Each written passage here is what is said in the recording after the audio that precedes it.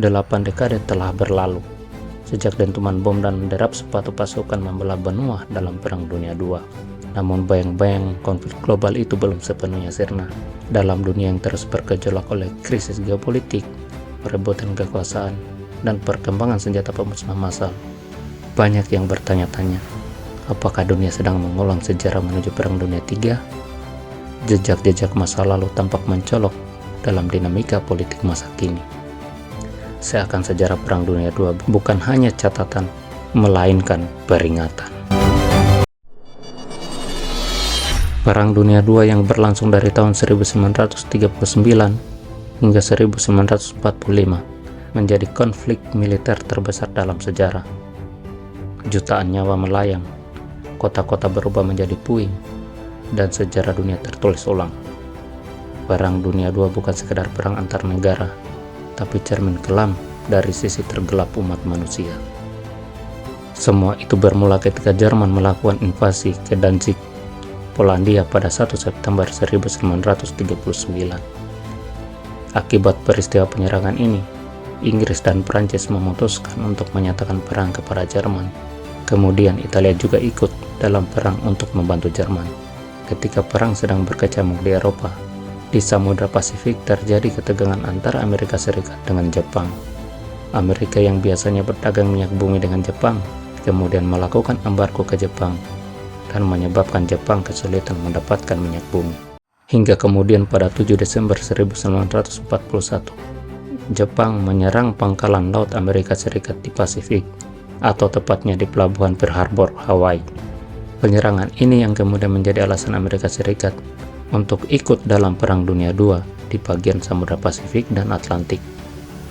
Dalam Perang Dunia II ini, dunia terbagi dalam dua kelompok besar atau biasa disebut dengan blok, yaitu blok poros yang beranggotakan Jerman, Italia, dan Jepang.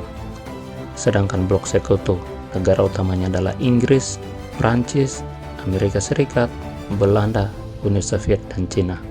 Dua blok ini dibentuk atas dasar kesamaan ambisi untuk memenangkan perang dan berusaha menancapkan pengaruhnya ke wilayah invasi masing-masing. Misalnya, Jerman di Eropa Barat, Italia di Afrika, dan Jepang di Asia Timur. Negara-negara yang terlibat umumnya menjadikan Jerman sebagai musuh utama mereka.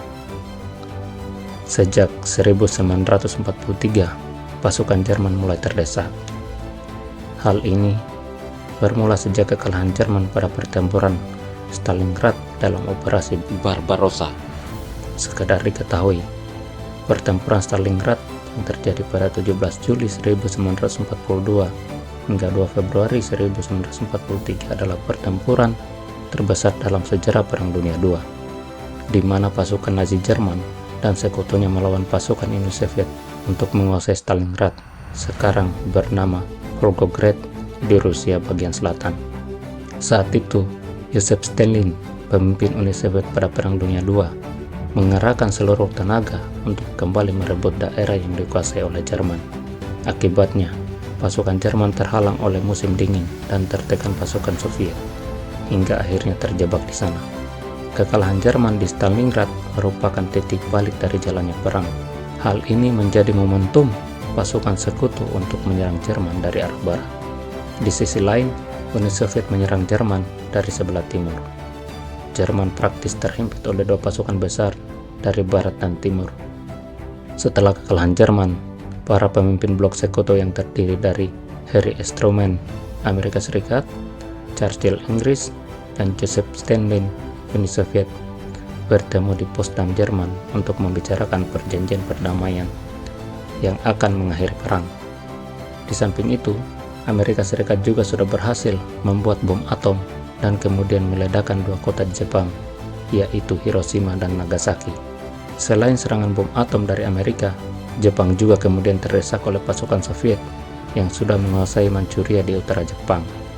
Dengan kondisi yang terdesak dan luluh lantak itu, pemimpin Jepang pada Perang Dunia II yaitu Kaisar Hirohito akhirnya menyerah pada tanggal 15 Agustus 1945 dan menandatangani perjanjian damai.